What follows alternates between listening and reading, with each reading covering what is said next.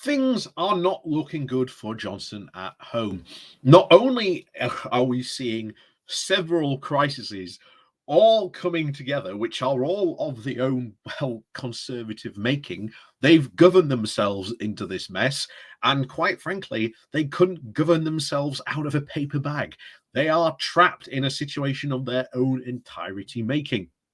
And as a result, Johnson has decided to fly the coop, shall we say. Since there are no, shall we say, fridges at home to which he can indeed hide in, he's now decided to take a trip over to India and maybe, well, having a look at, shall we say, some fridges in India. So if you are over in India and you do happen to find a British Prime Minister in your, well, taking up residence in your fridge, that is probably why.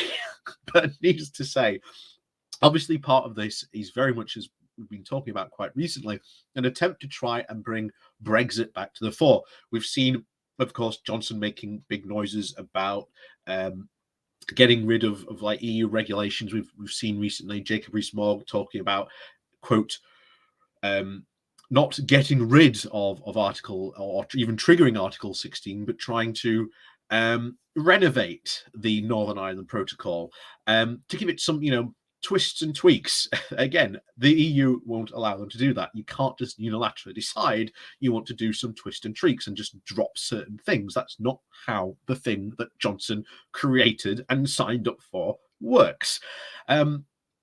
So, of course, one of the big things, of course, is trade deals.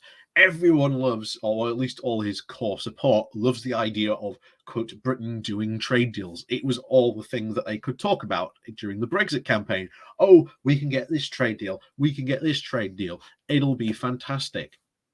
And, of course, there is no, of course, bigger prize probably to Johnson than getting an Indian trade deal. But of course, if you actually look at India's history of doing free trade deals, they aren't really interested in doing these deep, comprehensive free trade deals that the UK is so desperate to try and get out of India.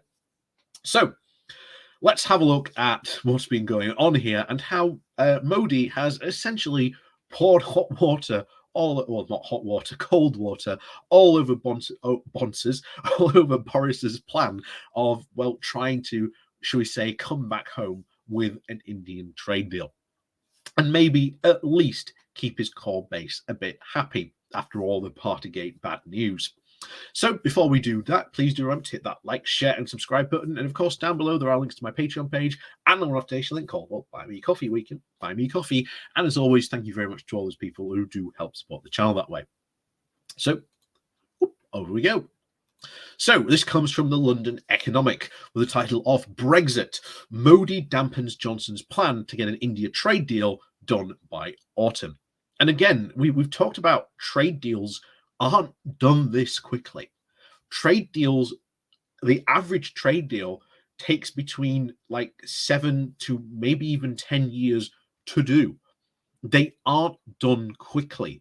But the worrying thing is we are dashing doing these trade deals. And as we've talked about before in these trade deals that we've done with Japan, Australia, and even New Zealand, they aren't really good for us. They only really benefit those other countries, and we get none. And obviously, some of them have even bigger consequences for our industries at home, because, well, now there's a ton of cheap imports coming this way, which is going to damage UK manufacturing and even jobs here, which is, again, isn't what any of the Brexiteers said that they wanted. So, on with this. Boris Johnson has told his post-Brexit negotiators to get a trade deal with India done by the autumn, despite Modi appearing very lukewarm about the idea. The pair released a joint press statement after a meeting in Delhi on Friday, in which they said there had been progress towards striking a deal. But Johnson has set a date for successful talks in Delhi, the holy by Diwali, the holy festival in which will be celebrated in October this year. Speaking alongside Modi, Johnson said, "We've already closed 4 chapters of the deal. As the next round of talks begin here next week, we're telling our negotiators to get it done by Diwali in October," he added. "But Modi appeared far cooler on Johnson's deadline, saying that good progress had been made, but adding, we have decided to make all our efforts to conclude an FTA by the end of this year. Johnson conceded that there would be, quote, difficult issues ahead, including on tariffs, particularly whiskey, as he was also open to accepting higher levels of migration from India to take skilled jobs in Britain. He said an FTA would allow Delhi to lift tariffs on British machinery, and in turn, the UK would lift tariffs on Indian rice and textiles. Elsewhere, of course, in the press conference, Johnson said that he did not try to encourage Modi to go further in dropping India's neutrality over Vladimir Putin's invasion of Ukraine. But India's Foreign Secretary, Harsh Vardhan, I think hopefully that's how you say it, said that Johnson put no pressure on Modi over his position on Russia's invasion of Ukraine. India has declared publicly India has declined, shall we say, to publicly criticize its former Cold War ally, Russia, and has abstained from even voting in the United Nations condemning Moscow. Johnson did acknowledge India's historic relationship with Russia going back to the Cold War and said that there's not going to change that. When asked whether he tried to apply pressure on Modi, the Prime Minister sought to try and downplay India's neutrality, saying that he had asked the Russian president what on earth he was doing in several of the interactions. Johnson said that India and Britain can do more together on autocratic coercion from others, but Johnson repeated and stressed that India is, quote, a great democracy. And when asked about widespread concerns that the country is sliding towards autocracy under Modi. So again, very, very embarrassing. Johnson really didn't come away with what he was hoping for, which was news for an India trade deal. I have a lot of suspicion that, shall we say, Liz Truss was probably meant to go being the foreign secretary, or maybe Trevelyan. Obviously, she's the international trade secretary, was lined up maybe to go, and Johnson went, right, I need to get out of the country. Stand aside, ladies. I'm off to India. I highly suspect that might have been the case. But yeah, it doesn't look good. It really doesn't look good, to be honest. Not only, again, is this India trade deal going to be very roundly criticized because ultimately it will have no benefit to our economy.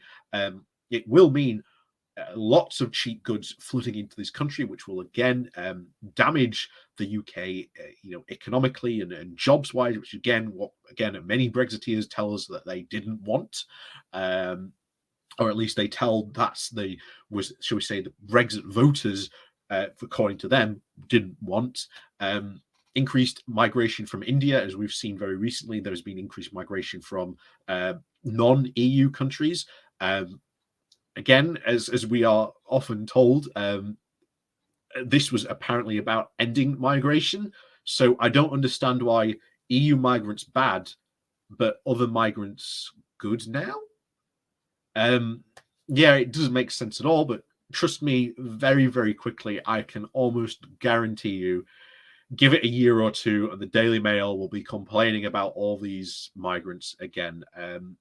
It was quite funny just a couple of days ago, where I think it was either the Daily or the Mail or the Express, trying to justify and say, "Oh, all this non-EU migration is a good thing." What? That's news to us. You've been saying the exact opposite for years. But there you go.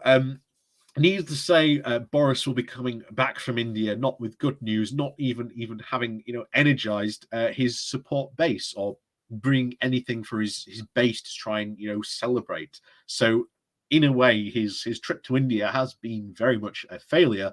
While away, shall we say, the mice have indeed probably been playing. I think it was very bad timing for him to go off and fly to India, especially when it's very likely we could be seeing a vote of no confidence maybe next week, maybe, of course, after the May elections, but it's certainly on the cards. And a prime minister doing this, and when he needs to be sort of rallying the troops, isn't really a good idea politically.